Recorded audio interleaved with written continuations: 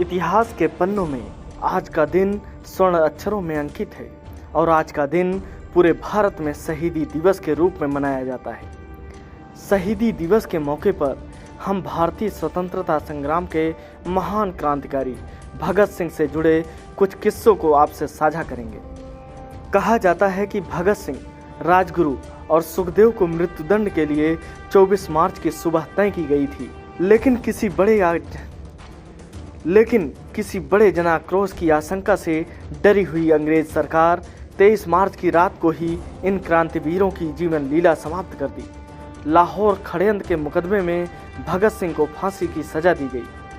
महज 24 वर्ष की आयु में ही 23 मार्च 1931 की रात में उन्होंने हंसते हंसते इंकलाब जिंदाबाद के नारे लगाते हुए फांसी के फंदे को चूम लिया। देश के लिए भगत सिंह का ये योगदान युवाओं के लिए प्रेरणा स्रोत है। वे देश के समस्त शहीदों के सिरमौर थे।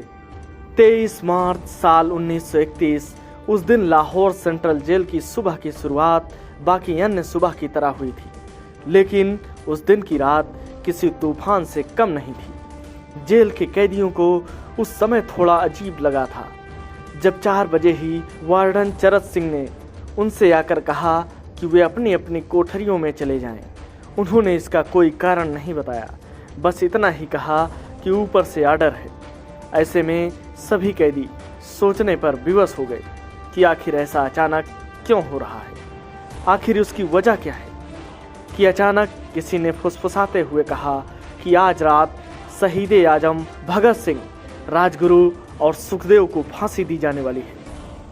23 मार्च 1931 को शाम करीब 7:33 पर भगत सिंह तथा इनके 2 साथियों सुखदेव व राजगुरु को फांसी दे दी गई। तीनों की फांसी के बाद जेल वार्डन बैरक की तरफ भागा और फूट फूट कर रोने लगा।